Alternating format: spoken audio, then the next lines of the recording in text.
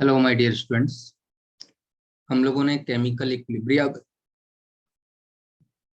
सिर्फ एक पार्ट बचा हुआ है, बाकी तो हम लोगों ने सारे के सारे कर लिए। लास्ट मैंने आप लोगों को फैक्टर्स अफेक्टिंग इक्विलिब्रियम कांस्टेंट में मैनिपुलेटिंग द इक्विलिब्रियम कांस्टेंट वाला पार्ट भी आपको करा दिया है।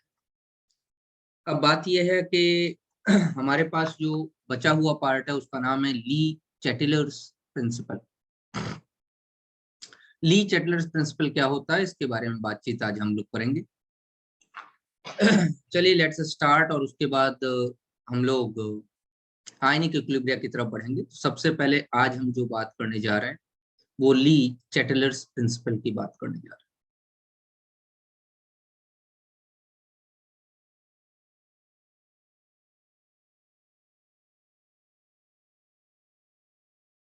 ये आपका लास्ट वाला पेज था जो कि उस दिन मैंने आप लोगों को कराया था पिछली क्लास में। Now we are discussing the Le Chatelier's principal.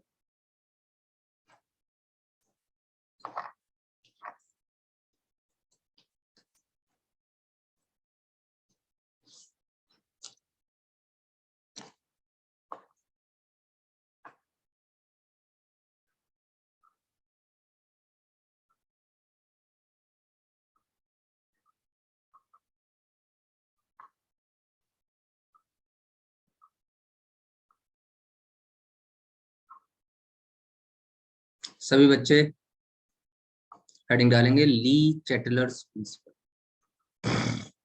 क्या होता है पहले ध्यान से सुनिए।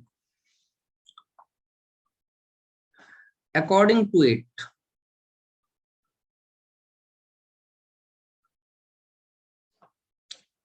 if we create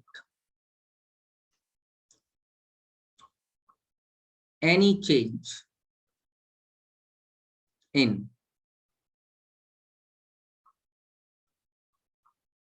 pressure,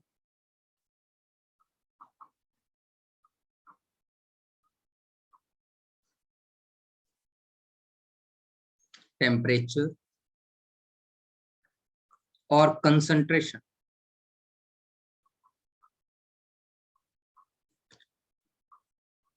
in an equilibrium phase of a reaction, then the reaction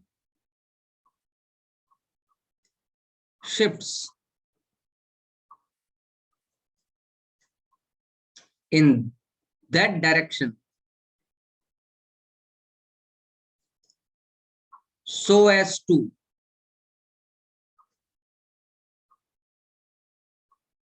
cancelize the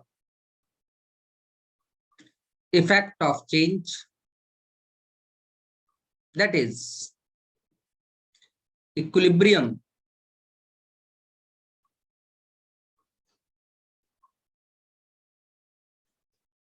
may reattain, not may, must reattain। में थोड़ा सा वर्ड अटपटा हो जाएगा, मस्ट रिएटिव। इसका मतलब समझिए, अगर किसी इक्विलिब्रियम फेज में कोई एक रिएक्शन प्रेजेंट है और उसमें आप टेम्परेचर, प्रेशर या कंसंट्रेशन का कोई भी चेंज करना चाहते हैं, तो टेम्परेचर, प्रेशर या कंसंट्रेशन का जो भी चेंज आपने उस इक्विलिब्रियम स्टेट में किया है, क्योंकि रिएक्शन पहले से इक्विलिब्रियम, उस इक्विलिब्रियम फेज पर आप चेंज कर रहे हो, तो रिएक्शन उस डायरेक्शन में भागेगी जिससे कि इक्विलिब्रिया दोबारा से मेंटेन। क्या मतलब हुआ? जब आपने इक्विलिब्रियम रिएक्शन में कोई चेंज किया, कंसंट्रेशन में, प्रेशर में, टेम्परेचर में, तो इक्विलिब्रिया डिस्टर्ब हुआ, तो रिएक्शन या तो फॉरवर्ड भागेगी या बैकवर्ड भागेगी। तो क्वेश्चन ये है, रिएक्शन किस डायरेक्शन में भागेगी? तो अकॉर्डिंग टू साइंटिस्ट, वो ये कहना चाहता है कि reaction will shift in that direction so as to reattain the equilibrium condition। इसका मतलब जो कुछ आपने चेंज किया है वो चेंज निग्लिजिबल हो जाए, ऐसी डायरेक्शन में भागेगी। Effect of change become negligible, effect of change become negotiated. तो ध्यान दीजिए, एक एक करके एक एक चेंज पढ़ते मैं बात करने जा रहा हूं। Number A,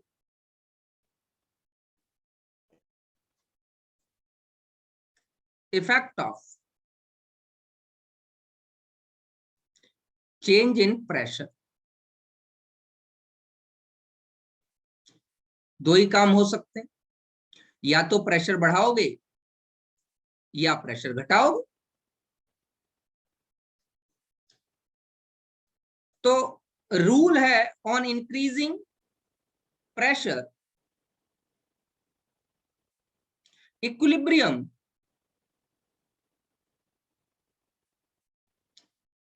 will shift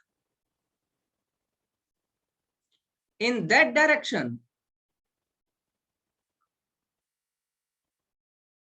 where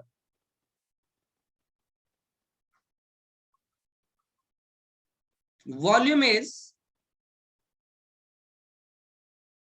decreased। उस डायरेक्शन में जाएगी जहां पर वॉल्यूम डिक्रीज हो रही। बेटे एक जनरल कॉन्सेप्ट से समझ सकते हैं कि मान लो ये एक पिस्टन था सिलेंडर के ऊपर,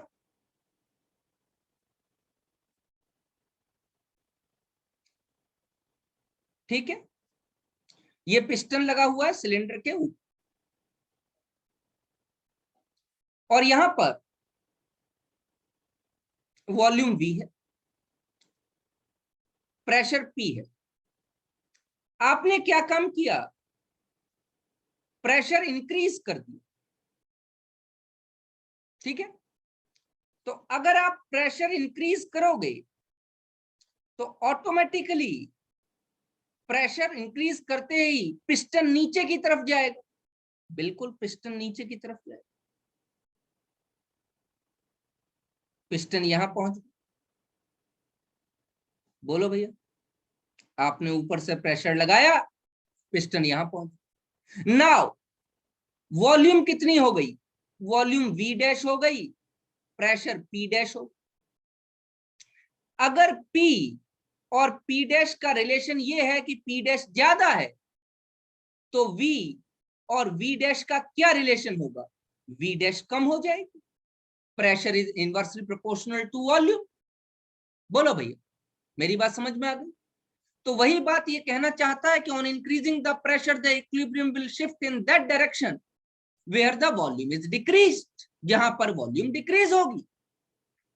एग्जांपल देता हूं, मैं कहता हूं N2 + 3H2 reversible 2 moles of ammonia. Nitrogen gas है, हाइड्रोजन गैस है, अमोनिया भी गैस। ध्यान दीजिए, if we increase the pressure when the reaction is at the equilibrium phase in the Haber's process of formation of ammonia, what will happen? जरा volume calculate कर लेते हैं दोनों तरीके से। दोनों तरफ वॉल्यूम निकालो, इस तरफ 1 mole ammonia and 3 mole of hydrogen are present, तो total volume is equal to 4V। यहां पे total volume is equal to 2V। तो अगर मैं प्रेशर इंक्रीज करूं तो रिएक्शन किस डायरेक्शन में जाएगी, फॉरवर्ड डायरेक्शन में जाएगी, क्योंकि फॉरवर्ड डायरेक्शन में वॉल्यूम डिक्रीज हो रहा है। बोलो भैया, तो on increasing the pressure in the Haber's process the reaction shift towards forward direction. मैं लिख रहा हूं,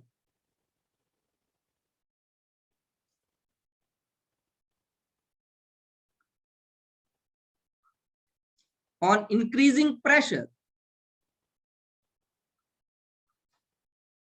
in Haber's process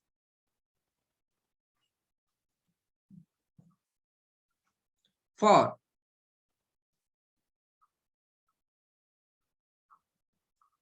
formation of ammonia, the reaction shifts towards forward direction. क्या मतलब हो गया?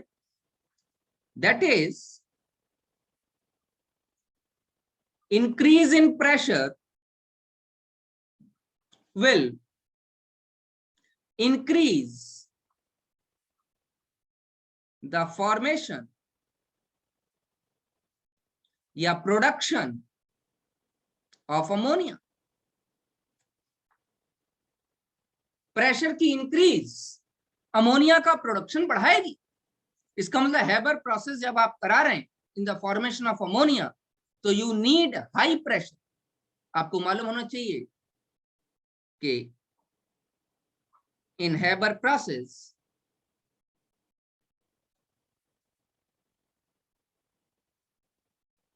to get good yield, we use a high pressure of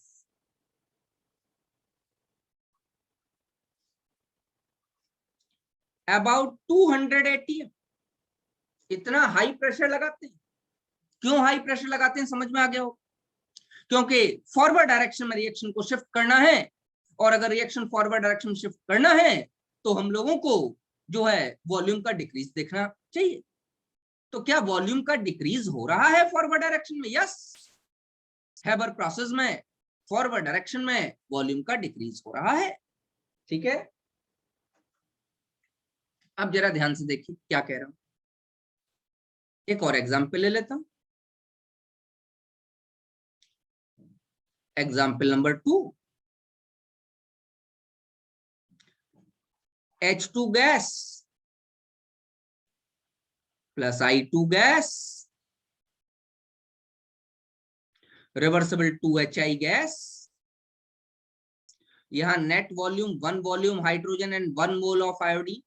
1 + 1 2 volume, मतलब 2 मोल है. और यहां पर 2 मोल है, तो यहां पर भी वॉल्यूम कितना है? 2V. तो दोनों तरफ वॉल्यूम क्या है? दोनों तरफ वॉल्यूम सेम है.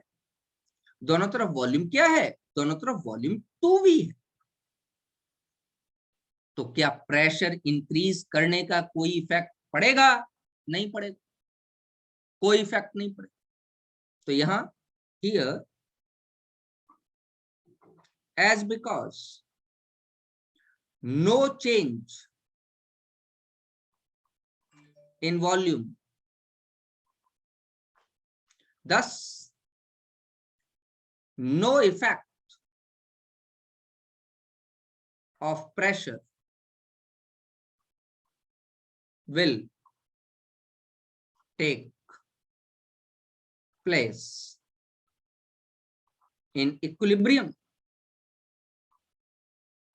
इक्विलिब्रियम कंडीशन पर प्रेशर बढ़ाओ या घटाओ कोई फर्क नहीं पड़ेगा. क्यों? क्योंकि चेंज इन वॉल्यूम 0 है. तो जब चेंज इन वॉल्यूम ही नहीं हुआ तो कोई फर्क नहीं पड़ेगा. चलिए next.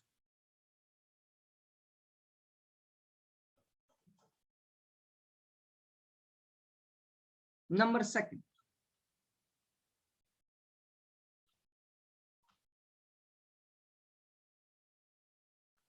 effect of change in temperature.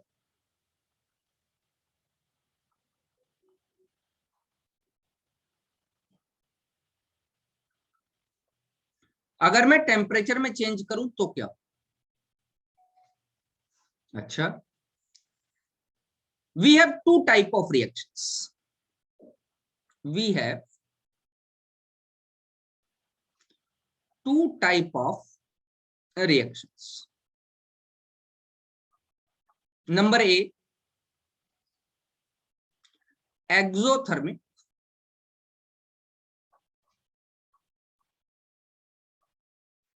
Number B endothermic.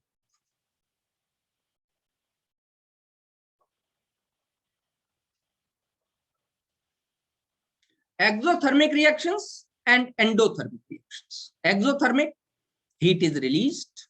Endothermic, heat is absorbed. अच्छा, तो टेम्परेचर का क्या इफेक्ट पड़ेगा? तो इन दो रिएक्शन के हिसाब से पड़ेगा। देखो, on increasing the temperature,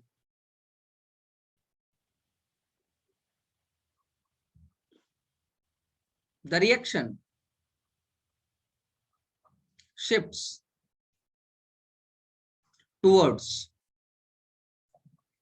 that direction where the energy is used up, जहां पर एनर्जी यूज हो रही। क्या मतलब हुआ? That is increase in temperature will favor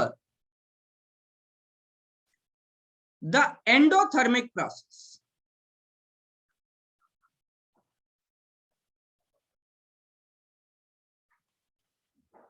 endothermic process में एनर्जी यूज हो रही, तो अगर आप टेम्परेचर बढ़ाओगे तो एंडोथर्मिक प्रोसेस तेजी से हो। अच्छा, एक्सोथर्मिक में तो एनर्जी यूज नहीं हो रही, एक्सोथर्मिक तो एनर्जी रिलीज कर रहा है। तो एक्सोथर्मिक अगर एनर्जी रिलीज कर रहा है तो वहां बेटा टेम्परेचर मत दो, वो रिएक्शंस लो टेम्परेचर पे कराओ। तो increase in temperature will shift the exothermic reactions in backward direction.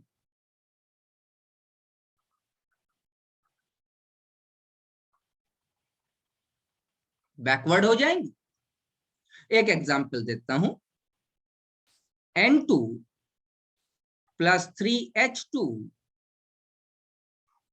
reversible 2 moles of ammonia plus heat या एनर्जी। थर्मोडायनेमिक्स में इसको इस तरीके से लिखा जा सकता है कि delta H is negative, plus heat का क्या मतलब? एक्सोथर्मिक।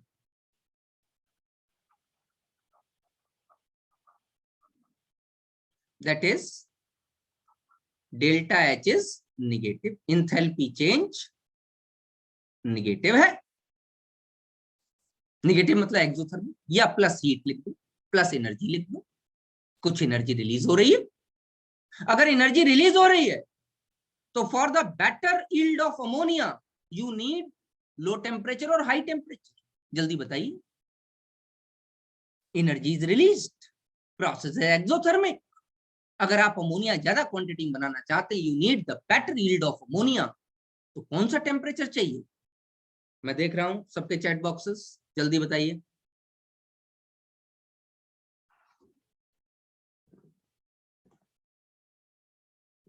हाँ,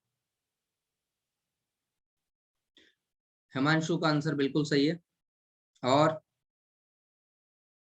सबको बोलना तो पड़ेगा ही। मैं ये कह रहा हूं कि अगर मुझे अमोनिया की यील्ड ज्यादा चाहिए, for the better yield of ammonia, मतलब रिएक्शन मुझे फॉरवर्ड ही चाहिए, तो मैं टेम्परेचर कितना यूज करूं, लो या हाई? ये एक्सोथर्मिक प्रोसेस है। Ajay, very good. निखिल, आपका भी बिल्कुल सही।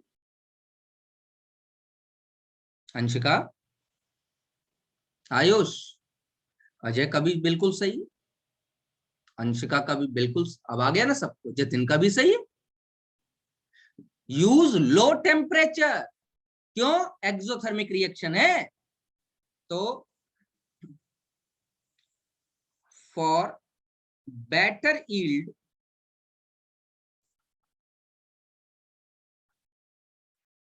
of ammonia, low temperature about 427 degrees centigrade is used. अब कुछ बच्चे परेशान हो गए होंगे, वो कह रहे होंगे सर ये लो टेम्परेचर है क्या 427 डिग्री सेंटीग्रेड? हाँ, तुम्हारे लिए लो थोड़े ही, नाइट्रोजन के लिए ये लो टेम्परेचर। आप अपने हिसाब से बात मत करो। नाइट्रोजन इससे नीचे के टेम्परेचर पे टूटेगी। तो ये बात तो श्योर है ना कि अगर रिएक्शन हो रही है तो रिएक्टेंट मॉलिक्यूल्स के बॉन्ड टूटने चाहिए। तो रिएक्टेंट कौन है? नाइट्रोजन और हाइड्रोजन। नाइट्रोजन में N ट्रिपल बॉन्ड N होता है भैया, और N ट्रिपल बॉन्ड N तोड़ने के लिए इतना टेम्परेचर कम से कम चाहिए, इससे कम टेम्परेचर पर टूटेगा ही नहीं। तो जब टूटेगा ही नहीं तो रिएक्शन कहां से? रिएक्शन होने के लिए कम से कम रिएक्टेंट मॉलिक्यूल्स के बॉन्ड को टूटने लायक एनर्जी तो दो, तब तो लो टेम्परेचर। सोच के देखो, एक पेन खरीदने जा रहे हो और एक मकान खरीदने जा रहे हो, तो पेन खरीदने के लिए लोअर कॉस्ट 2 रुपए 3 रुपए, और मकान खरीदने के लिए लोअर कॉस्ट 50 लाख रुपए। तो तुम कहोगे 50 लाख कम है क्या? अरे मकान खरीद रहे हो महाराज, कोई जो है पेन थोड़ी खरीद रहे हो आप। समझ बात आ रही नहीं आ रही? तो आप तोड़ किसको रहे हो? नाइट्रोजन को तोड़ रहे। नाइट्रोजन इससे कम टेम्परेचर पर टूटेगा ही नहीं। बात समझ में आ रही नहीं आ रही? हाँ, तो इससे कम टेम्परेचर पर टूटेगा ही नहीं, तो यही लो टेम्परेचर है। उसके लिए गड़बड़ मत कर देना कहीं पर कि आप अपने हिसाब से बात करोगे 400 तो बहुत होता है, वो तुम्हारे हिसाब से बहुत होता है, नाइट्रोजन के हिसाब से थोड़ी। इसीलिए तो नॉर्मली एटमॉस्फेयर में 78% नाइट्रोजन प्रेजेंट है इनर्ट फेज में, किसी से रिएक्ट ही नहीं करती। क्यों? टूटेगी कहां से? टूट ही नहीं सकती। और इसीलिए जब जो एग्रीकल्चर के लोग हैं वो ये जानते हैं, और आप लोग भी साइंस में, आप लोगों ने बायो तो इतनी पढ़ी है कि जब कभी भी कोई भी एक फसल लगाई जाती है किसी भी एक जगह, एक लैंड में, एक खेत में, फील्ड में, तो उस फील्ड में उसके बाद लेग्यूमिनस प्लांट्स मतलब दाल वाले पौधे लगाए जाते हैं। क्यों लेग्यूमिनस प्लांट्स के अंदर? क्योंकि एक फसल लगाने पर वो अपनी एक क्रॉप जो है उस मिट्टी में से नाइट्रोजन एब्जॉर्ब कर लेती है। अब नाइट्रोजन एटमॉस्फेयर से तो डायरेक्टली मिट्टी को मिलेगी नहीं, क्योंकि नाइट्रोजन इनर्ट। इतना टेम्परेचर कहां से? 427 टेम्परेचर अगर अर्थ का हो जाए तो हम कहां जाएंगे? हम तो मर जाएंगे। तो नाइट्रोजन टूटेगी नहीं, इनर्ट है। तो क्या करते हैं? लेग्यूमिनस प्लांट्स के रूट नोड्यूल्स में नाइट्रोजन फिक्सेशन बैक्टीरिया पाया जाता है, और वो नाइट्रोजन फिक्स कर देता है दोबारा से हमारी फील्ड में, जिससे कि हम दोबारा जो है गेहूं या दोबारा जो है जो भी हम लगाना चाहते हैं क्रॉप वो लगा सकते हैं। लेकिन एक ही क्रॉप को 2 बार लगातार नहीं लगाया जा सकता, क्योंकि मिट्टी को दोबारा से जो है वो सारे सब्सटेंसेस चाहिए जो उसने एक बार एक क्रॉप को दे दी। इसीलिए हम लोग यूरिया और इस तरीके से नाइट्रोजन फर्टिलाइजर्स भी यूज करते हैं। समझ में आता रही नहीं? तो ये ध्यान रखिए।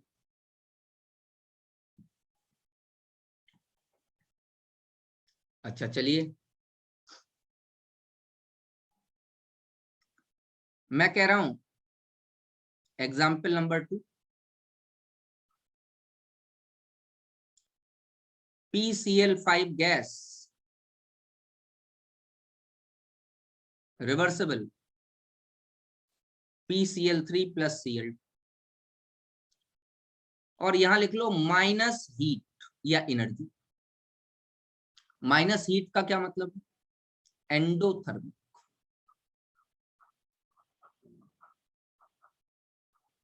प्रोसेस। तो अब डायरेक्ट लिख दूं कि इंक्रीज इन टेम्परेचर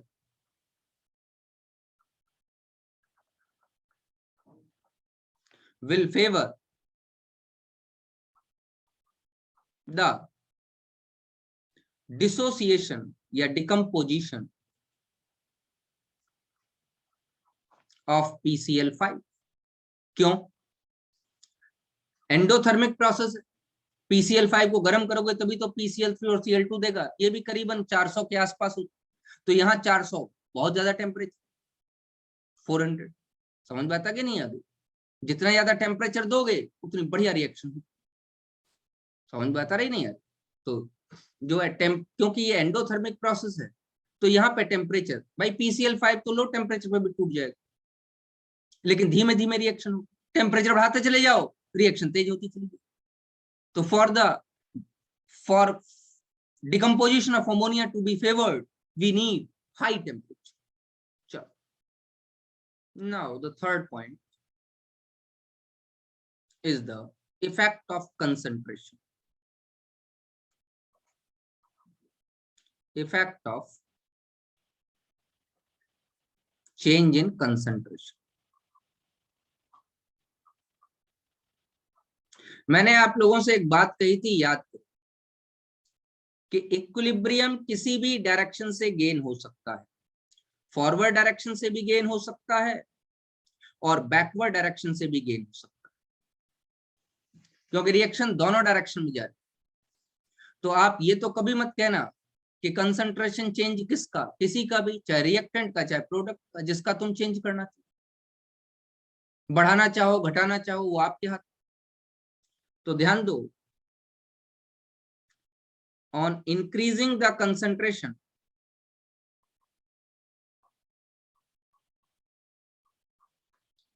reaction या equilibria shift towards that direction where the consumption of substances takes place. Consumption कहां होगा? अगर रिएक्टेंट का कंसंट्रेशन बढ़ाओगे, मतलब that is on increasing the concentration of reactants, the equilibrium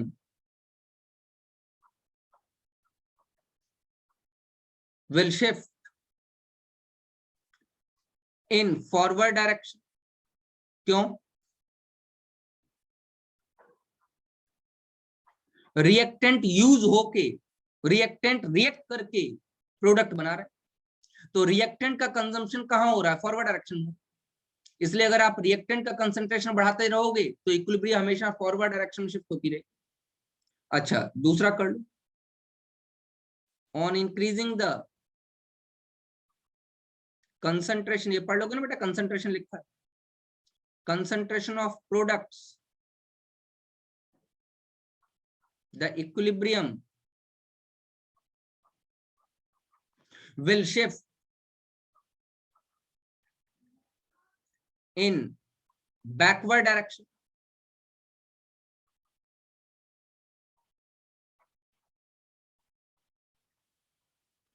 अगर हम प्रोडक्ट्स का कंसंट्रेशन बढ़ाएं तो इक्विलिब्रियम बैक डायरेक्शन शिफ्ट हो जाएगा। क्यों?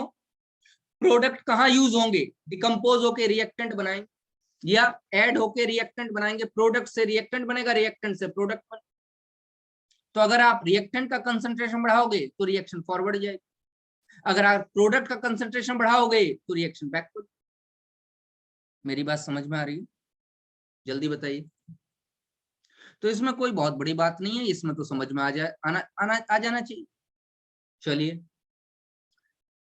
तो अगर आप फॉरवर्ड ले जाना चाहते हैं रिएक्शन को तो रिएक्टेंट का कंसंट्रेशन बढ़ाइए, अगर आप बैकवर्ड ले जाना चाहते हैं रिएक्शन को तो प्रोडक्ट का कंसंट्रेशन बढ़ाइए। जैसे एक एग्जांपल ले लेते, वही ले लो एग्जांपल जो लेते हैं, N2 + 3H2 रिवर्सिबल 2NH3। अब यहाँ पर वैसे ये प्लस हीट है, कुछ एनर्जी रिलीज होती है, लेकिन इसका कोई मतलब नहीं, हम तो कंसंट्रेशन की बात कर। तो for the better yield of ammonia, we must have higher concentration of nitrogen and hydrogen. जितना ज्यादा इसका कंसंट्रेशन होगा रिएक्शन हमेशा फॉरवर्ड शिफ्टेड रहेगी। अच्छा एक बात बताओ, क्या यील्ड बढ़ाई जा सकती है? परसेंटेज यील्ड नहीं बढ़ाई जा सकती। अगर किसी रिएक्शन की परसेंटेज यील्ड मैक्सिमम 45% है, 55% है, तो रहेगी उतनी। बस लगातार रिएक्शन को आगे शिफ्ट कराया जा सकता है। लगातार मतलब ज्यादा से ज्यादा जो है प्रोडक्शन बढ़ाया जा सकता है, यील्ड किसी रिएक्शन की नहीं बढ़ाई जा सकती। ये ध्यान रखो, प्रोडक्शन बढ़ाया जा सकता है। रिएक्शन की तो यील्ड अगर 55% है, 45% है, 65% है, जो है वही रहेगी। रिएक्शन की यील्ड नहीं, मतलब किसी भी रिएक्शन से अगर प्रैक्टिकली किसी रिएक्शन की सही कंडीशंस पर यील्ड 45% है, then we can not change the yield.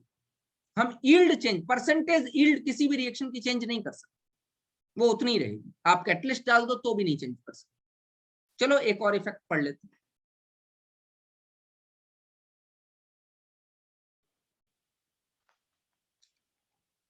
Effect of addition of catalyst. Catalyst का अगर हम एडिशन करें तो क्या हो? ध्यान दीजिए, catalyst does not changes the percentage yield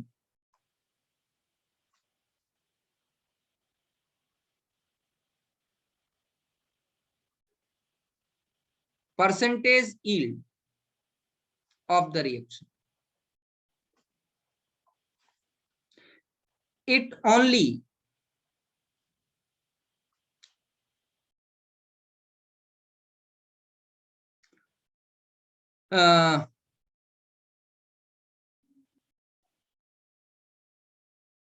अगर पॉजिटिव मैं यहां कह देता हूं कि मैं सिर्फ पॉजिटिव कैटलिस्ट की बात कर रहा हूं।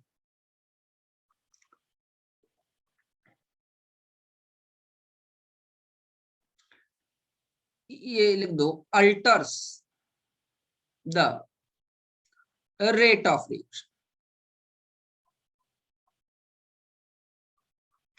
and helps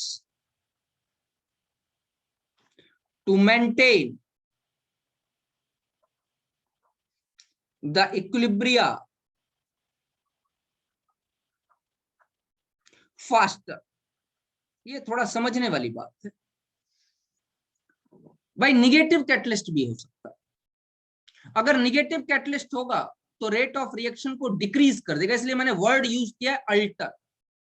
अगर पॉजिटिव कैटलिस्ट है तो रेट ऑफ रिएक्शन इंक्रीज हो, और अगर निगेटिव कैटलिस्ट है तो रेट ऑफ रिएक्शन डिक्रीज हो। अगर पॉजिटिव कैटलिस्ट है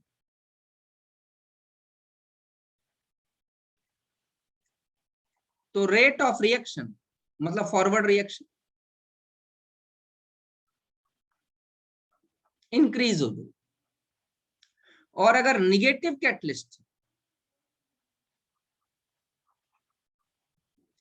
तो रेट ऑफ रिएक्शन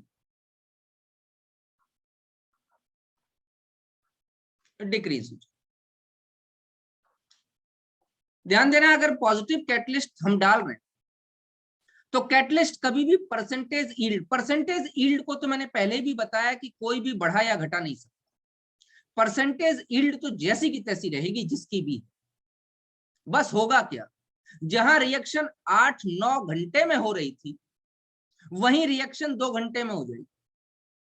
कहने का मतलब किसी भी फैक्ट्री में अगर 8-9 घंटे में एक बार अमोनिया प्रोड्यूस हो रही थी तो वही रिएक्शन वो 2 घंटे में करा देगा, और वही उतने ही टाइम में 3-4 बार रिएक्शन करा लोगे आप। क्योंकि हर बार रिएक्शन मैं मान लेता हूं देयर इज 47% यील्ड, तो यील्ड चेंज नहीं हो। बस catalyst can only change the rate of reaction by altering the activation energy.